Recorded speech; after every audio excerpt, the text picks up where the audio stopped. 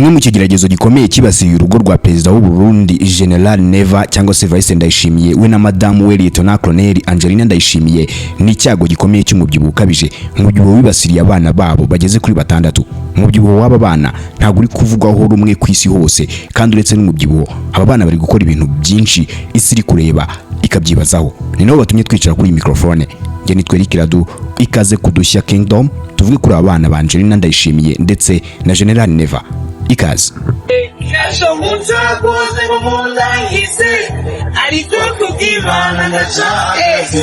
Salam alaikum, tubaneze mwese, ndamenyesha ko ndabareze muri ndomagiye.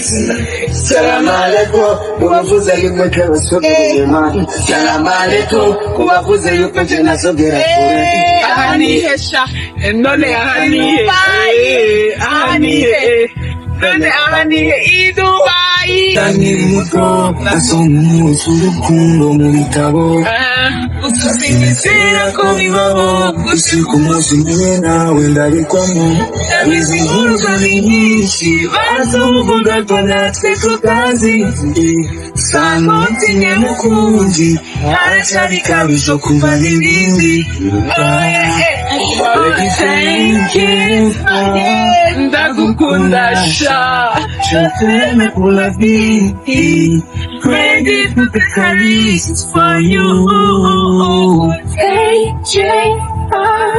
Ndagukunda sha. Choteme kula vini. Wow, this is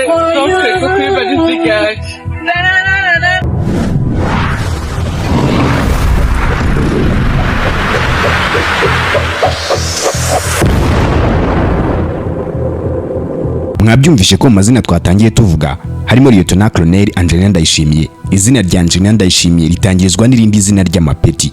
Nibyo, umugore wa Neva n'umusirikare ukomeye cyane mu gihugu cy'u Burundi, nubwo ubu ngubu uwo mwanya atakibarizwamo cyane kubera ko bamaze kumuritaringa cyangwa se kumushyira mu gihe cy'ubudimope.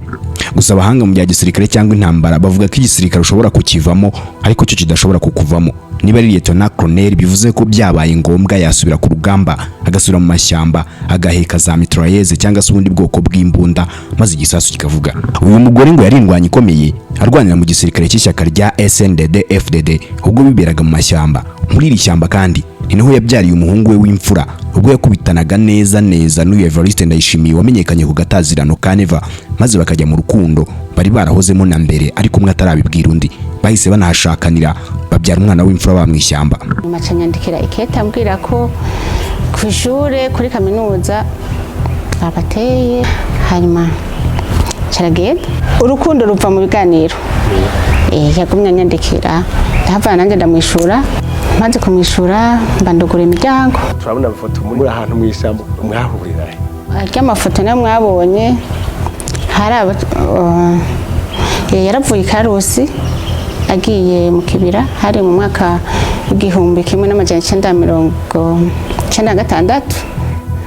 Icyo gihe twarahuye turi kumwe na mama wiwe n'abandi bo mu muryango nyine turamukanya, tuzi ko dusa kubonana.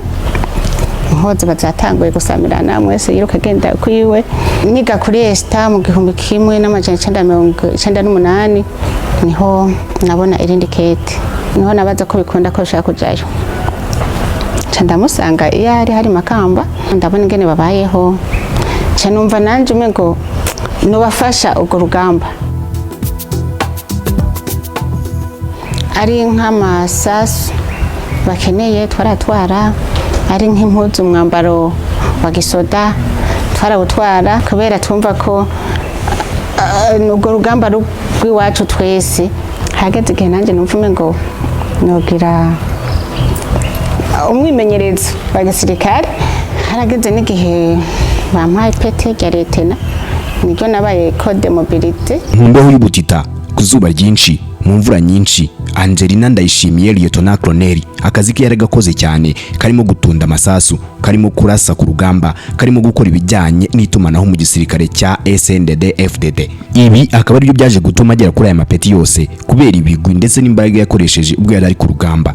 Ubu ni Lieutenant Colonel nk'uko twabivuze. Ushobora kumvira ipeti ukagira ni ipeti riri aho ngaho ryoroheje, ariko mu by'ukuri iri ni ipeti rikomeye kubera ko umuntu wese ufite ipeti rya Lieutenant Colonel ababarirwa mu basirikare bakuru b'igihugu, abatanga inama kandi bibaye ngombwa akayobora batayo, aba yayobora nibura batayo iri hagati y'abasirikare 400 na 800 bitewe n'igihugu abarizwamo. Nubwo uyu mugore yagiye agaragara ahantu henshi yambaye uniform y'igisirikare cy'u Burundi FDNB, ariko ubu ngubu ntago agikunda kubikora kubera ko akazi kenshi kabaye ku first lady kuruta ubusirikare. Gusa ntitwakibagirwa ko uyu nguyu ari we mugore wenyine rukumbi muri Afrika ufite ipeti rya Lieutenant Colonel, akaba first lady w'igihugu, umugabo akaba general ndetse akaba na perezida w'igihugu. Uyu mugore rwose mwamaze kubyumva ko afite ubudahangarwa kandi ari umuntu ukomeye ugendeye ku cyubahiro cy'umugabo we ndetse n'icyubahiro cye bwite. Ariko nubwo ibi byose abifite ntago bimubuza kuba ari umugore wiyoroheje kurusha abandi bagore mu gihugu cy'u Burundi. Ni umugore ukunze kugaragara mu bikorwa byo gusenga kimwe n'umugabo we Neva, ariko kandi akaba n'umugore ukunze kugaragara mu bikorwa byo gufasha cyane cyane afasha urubyiruko rutishoboye cyangwa se abandi bantu bose bari mu byago cyangwa se mu gihe cy'ubukene. Uyu mugore rero kubera umunezero, kubera amafaranga menshi ari mu rugo rwabo, we n'umukunzi be baje kubyara abana bageze kuri 6, ariko abo bana nabo bari gutangaza isi. Ni ikosa rikomeye kubona abana b'abakuru b'ibihugu cyangwa se abandi bakomeye bose bajya ku mbuga nkoranyambaga bakazidagaduraho, bagapostinga, bakaririmba, bakabyina uko bashaka, by'umwihariko TikTok, Facebook, Instagram, YouTube ndetse n'izindi mbuga nkoranyambaga zose. Ibi ngibi ntago byemewe ku bana b'abakomeye cyangwa abakuru b'ibihugu kubera ko zigira mu buryo bwa location tracking, aho uri kuzikoresha buri wese ashobora kuba yakoresha izi mbuga nkoranyambaga areba wa wundi wazikoreshaga aherereye. Birashoboka ko kandi n'abaremye runo rubuga bashobora kuba batanga amakuru yawe wowe urukoresha bakayagurisha ku bandi bantu bitewe n'inyungu zabo bwite cyangwa se n'izindi mpamvu. Ibyo rero bituma bamwe mu bakoresha imbuga nkoranyambaga cyane cyane abana b'abakomeye cyangwa se abana b'abaperezida mbere yuko bazikoresha zibanza kugenzurwa mbere yuko bakora ibyo bakora, bakamenya ni ibiki bagiye gushyiraho, ahubwo se n'iryari bagiye kubishyiraho, nta ngaruka bishobora guteza kuri leta cyangwa se kuri bo bwite, maze bakabona gupostinga. Mu by'ukuri si uko batazikoresha, ariko bibanza guca mu mutekano ukomeye. Iyi ni imwe mu mpamvu mutazapfa kubona abana b'abakuru b'ibihugu bapostinga aho bagiye kunywera agacupa, bapostinga aho bagiye kwishimana n'izindi nshuti zabo. Ibyo ntago muzigera mubibona ku mbuga nkoranyambaga zabo, kandi mu by'ukuri murabizi ko bazigira. Nuko ibi ngibi bitemewe, bafite ibyo bagomba gupostinga kandi bakamenya n'igihe bayipostingira. Kwa General Neva rero na Lieutenant Colonel Angelina Ndayishimiye muri uru rugo rwabo ibi ntago birangwayo. Aba bana babo binjoyinga umuziki, bakiririmbira, bakipostingira ku ma TikTok, ku ma Facebook no ku zindi mbuga nkoranyambaga nta kintu na gito bikanga. Gusa iyo bapostinga video zabo nta gisi biri kureba ukuntu bazi kubyina, ukuntu bazi kuririmba cyangwa se wenda ukuntu bazi gukora byinshi ku mbuga nkoranyambaga, ahubwo isi ibiri kwirebera umubyibuho wabo. Uko bageze kuri 6 nibura abahungu 2 muri bo nibo bafite umubyibuho uringaniye, ariko abandi bose umubyibuho wabo urakabije mu by'ukuri, ku buryo iyo bareba cyane cyane umwana w'umukobwa muto wabucura ubona mu by'ukuri umubyibuho wabo udasanzwe.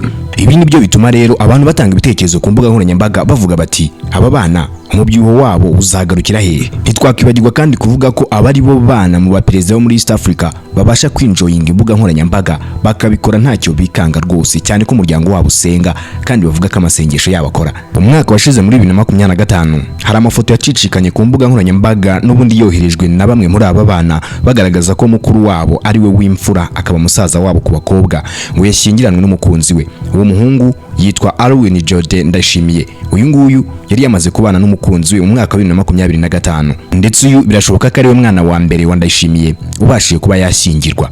Aba bana murabagiriye ihe nama y'ibyo barya ngo umubyibuho wabo ugabanuke. Ndabashimiye. Nge nitwa Eric Radu, mwakoze kubana nanjye kudushya Kingdom. Mukande like, mukore subscribe, muzajye mubana nanjye mu biganiro bicano. Imana ibamugisha.